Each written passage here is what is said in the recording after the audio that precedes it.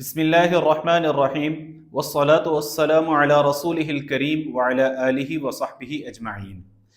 صحابہ کرام رضوان اللہ تعالی علیہم اجمعین کی جماعت وہ مقدس جماعت ہے جن کا انتخاب اللہ رب العزت نے اپنے پیارے محبوب حضرت محمد صلی اللہ علیہ وسلم کی دوستی کے لیے کیا۔ صحابہ کرام منتخب شدہ لوگ تھے جن کو حضور کی رفاقت کے لیے پسند کیا گیا، اور صحابہ کے ایمان کے قصے ان کو پڑھ کر انسان کی عقل دنگ رہ جاتی ہے، اور واقعی یہ حضور صلی اللہ علیہ وسلم کی تربیت کا نتیجہ تھا، حضور صلی اللہ علیہ وسلم کی مبارک صحبت کا نتیجہ تھا، آپ کی نظر کا نتیجہ تھا، آپ کے پاس بیٹھنے کا نتیجہ تھا کہ صحابہ کے ایمان کے قصے، ان کی وفاداری، ان کا جذبہ، ان کا اللہ کے راستے میں اپنے آپ کو لگانا، مال کا خرچ کرنا اور ایثار، اخلاص، یہ تمام صفات جن کو انسان سوچ سکتا ہے اور جن کو انسان نہیں سوچ سکتا، وہ صحابہ کرام میں اعلیٰ پیمانے پر پائی جاتی تھیں۔ احد کی لڑائی ہے،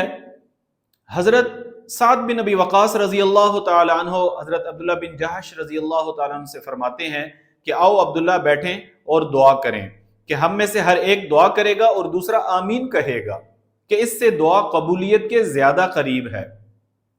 سعد بن ابی وقاص رضی اللہ تعالیٰ عنہ بہت بڑے جلیل القدر صحابی ہیں، دعا کے لیے ہاتھ اٹھاتے ہیں کہ اے اللہ، کل کو لڑائی کا دن ہے، ایک بہادر سے مقابلہ کرا جو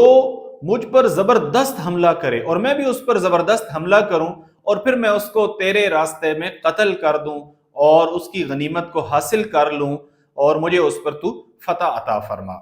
حضرت عبداللہ بن جہش اس پر آمین فرماتے ہیں۔ پھر اس کے بعد حضرت عبداللہ بن جہش رضی اللہ تعالیٰ عنہ ایک عجیب و غریب دعا کرتے ہیں،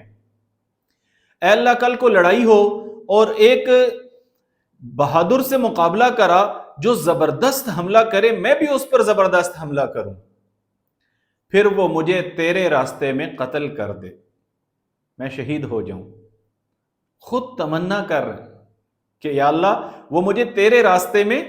قتل کر دے، اور صرف قتل نہ کرے، قربان جائیں صحابہ کی محبت اللہ اور اس کے رسول کے ساتھ۔ کیا عجیب و غریب محبت کی مثال ملنا مشکل ہے صحابہ کے بعد، کہ یا اللہ، وہ مجھے تیرے راستے میں قتل کر دے اور میرے ناک کان کاٹ دے، پھر قیامت کے دن جب تیرے سامنے پیشی ہو تو تو پوچھے عبداللہ یہ کیا ہوا تجھے، تیرے ناک کان کیوں کٹے ہوئے، تو میں کہوں یا اللہ تیرے راستے میں کاٹے گئے۔ حضرت سعد بن ابی وقاص رضی اللہ تعالیٰ نے آمین فرمائی۔ دوسرے دن 100% اسی طرح ہی ہوا، دونوں بڑے صحابہ تھے، دعائیں کیسے رد ہو سکتی تھی، دونوں کی دعا ان کی مانگی ہوئی اسی طرح قبول ہوئی۔ حضرت سعد کہتے ہیں کہ عبداللہ بن جہش کی دعا میری دعا سے بہتر تھی۔